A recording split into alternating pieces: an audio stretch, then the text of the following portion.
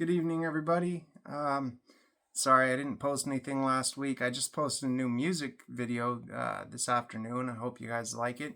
And as always, I want to say thank you so much for everybody who's subscribed. I think we have, I don't know, almost 250 subscribers or something like that, which I never would have imagined my little channel would get that, and it means a lot to me. I'm very passionate about this recovery thing and what I do for a living, and it means the world to me that people care enough to actually watch it, and I hope gain something from it, even if all it does is just make you feel good. That's worth it. So I want to talk about something that I developed um, when I first got into being a counselor. I first got a job, and to be honest, when I first applied for this place, I only had like 6 months clean. I still had track marks, black lines going down my arms and my legs from slamming dope. And my biggest hope was that maybe they'd let me watch the facility overnight or something. But no, they offered me a full-time job as a substance abuse counselor at one of the biggest places in Northern California. It was called Turning Point. And I, of course, jumped on it. And day one, night one, the first night I'm there, I'm thinking, I was told all I'd have to do is shadow people, be in the back burner. And very first night, one of my favorite people in the world, rest in peace, Anthony, co-counselor there, he comes and gets me, and he was a very intimidating, black as night black man, just one of the coolest dudes. He comes and he's like, "Hey, you're running this. And he was telling me I'm going to run the closure meeting that night. And there's 112 people, 112 beds. Every single one of them was full. And so I'm like, what? I just got here, man. This is the first night. Yeah, you're running this. And basically it was trial by fire. And I swear to God, my hands were sweating. I got so close to turning around and walking out that damn door right then and there and saying, fuck this line of work, I don't want it. But I thought to myself, this is something I've dreamed of for a long time, even long before I got clean. It's what I wanted for my life. It's now or never. We all have those moments in life where it's like, now or never, put up or shut up. So I walked into that room with 112 people in front of me, and I'm not kidding you, the first dude in front of my face was probably 6'5", had a tattoo going up the side of his white, bald, shaved head, and muscles in his eyeballs, looking at me, staring me down, and like, who are you? Who the are you? And I came in, and needless to say, I ran it. It was not pleasant. I don't think I did it well, but I ran the closure meeting that night. And that was my first introduction to working in this field. So one of the next things that I learned was that we weren't allowed to teach 12-step recovery there. And this facility had always been 12-step up until I got there, just about. And that freaked me out because, especially at that point, that was really all I knew was Narcotics Anonymous. So I thought, okay, how do I do this? I mean, I don't know how to do this. I kind of panicked a little. So the next thing that kind of came to me was I need to think, how can I teach what I know without teaching 12-step? Give you a side note, basically some jackass sued them for separation of church and state because it's a facility that was largely county funded, government funded, and yet they did 12-step, and somebody decided 12-step was religious, so they sued them. Long story short, the lawsuit failed because 12-step recovery is not overtly religious, but that's what happened. And the company I worked for, even though they won the lawsuit, they were scared to death that they might, it scared them. So they decided to announce that we were no longer 12 steps. So I had to figure out, how can I teach what I know that I know works without using that lingo, without teaching that. What I came up with ultimately is humbly in my opinion, maybe the best thing I've ever written about and come up with. And it's something I have people to this day, clients that come back to me and tell me this is the main thing that they remember from what I taught. And it's my three-legged stool.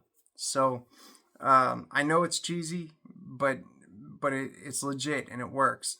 So the three legs of the stool are the social, the spiritual, and the self-improvement and slash goals. So I'm gonna get into the reason for that. So first of all, it's a three-legged stool. Again, cheesy, I know, but it's because the metaphor means one of those legs gets a little short, a little bit off. If you're self-aware enough, you can feel it. You can feel that you're off balance, off kilter, and you can fix it. But a two-legged stool can't stand. It falls over, and we fall with it. So the three legs, like I said, are the social, the spiritual, and the self-improvement. So basically, if you look at that from the lens of Narcotics Anonymous, Alcoholics Anonymous, social, go to meetings, go to the meeting after the meeting, meaning the coffee, going out for burritos, whatever afterwards.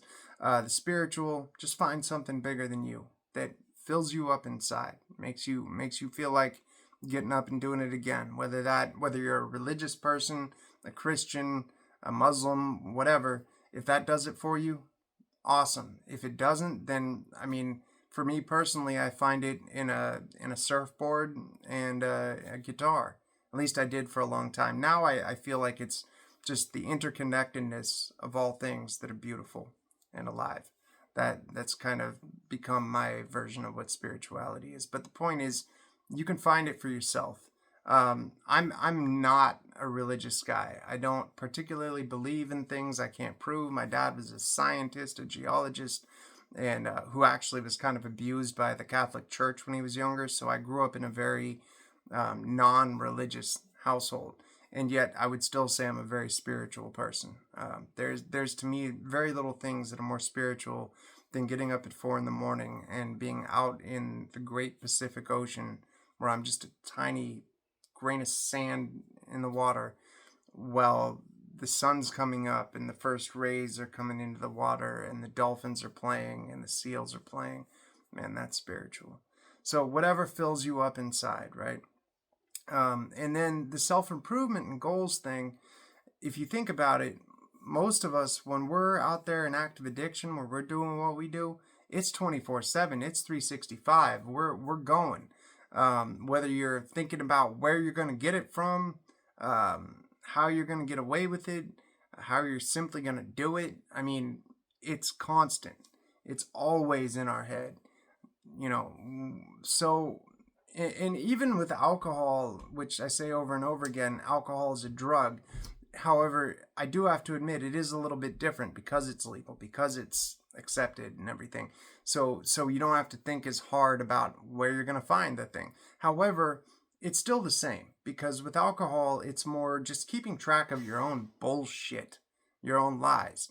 You know, where did I put the bottles? How am I going to get away with telling this person I did this and that person I did that? You know, it's still 24/7. And if you're not doing it, you're thinking about it. And shit, most of the time, even if you're not doing it or thinking about it, you're dreaming about it while you're asleep. So when that stops, when you get clean, it's a relief for a minute.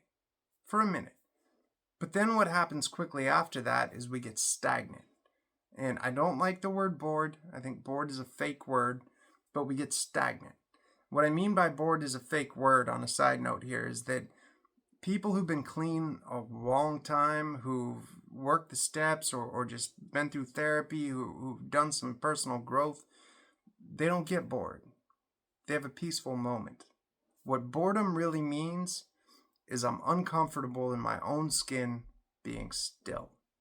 That's all boredom is. So anyway, back to the point. If we don't replace that drive, the next thing I'm going to do, the next score, the next money, the next lie, the next bullshit, if we don't do something about that, if we don't replace it with something, we get stagnant, we get bored, we get high, we get dead. That's how it works. So we have to replace it with something. There's always got to be a drive towards something. And I've talked a little bit in a previous video about the upward spiral of recovery. Well, that's where this comes in. is that we have to be driving at something. So it's okay if in the early days it's just, I'm going to do 5 more push-ups today than I did yesterday. That's all right. Eventually those push-ups become, I'm going to enroll in this class and try to better my mind and my life.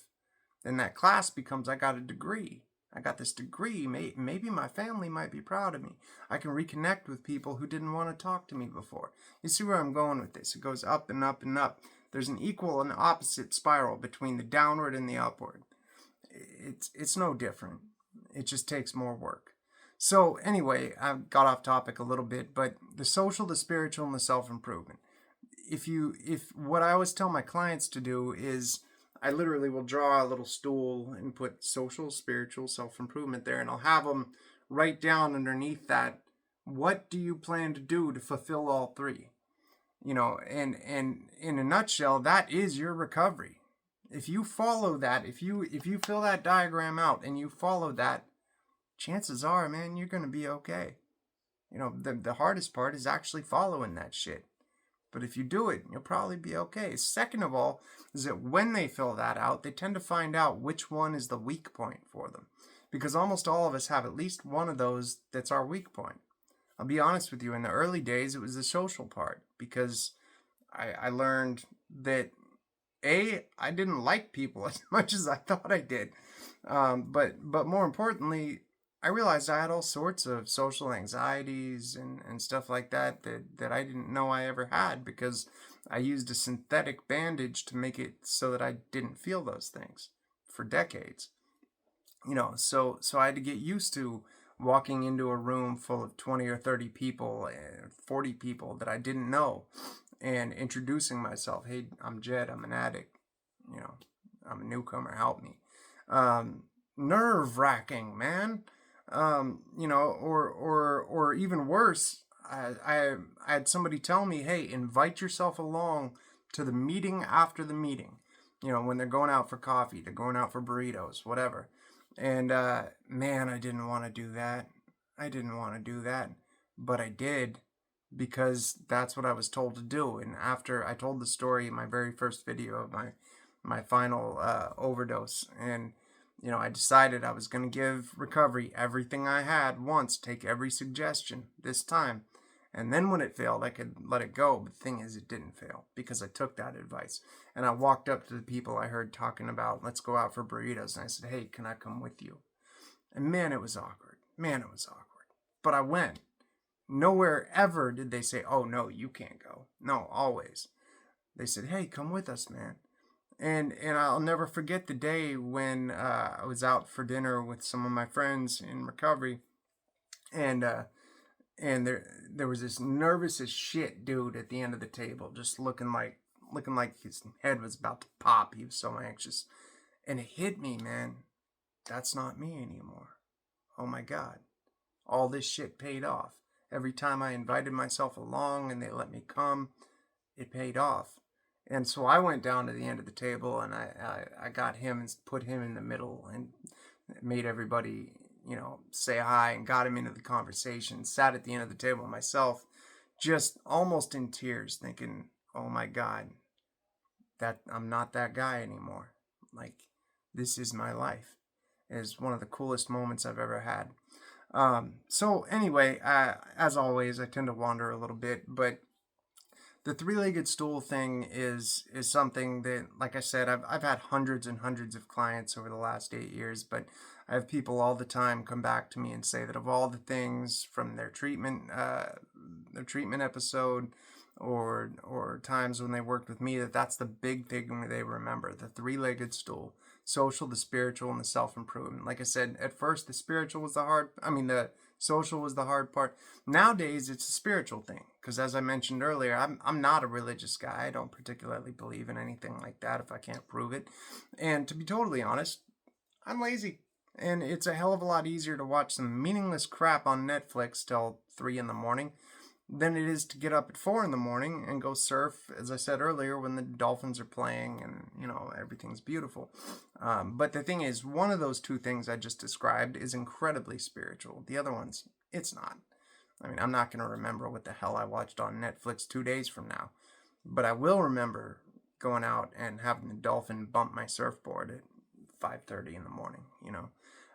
So that's me. I know that about myself. I know that when I feel unbalanced, when I know my three-legged stool is a little bit wobbly, I know I need to get out in nature, go for a walk in the woods, go surf, pick up the guitar. I need to do those things that keep me balanced. So I challenge you to find out which one is yours. Which is your weak point. What do you need to do to keep you balanced?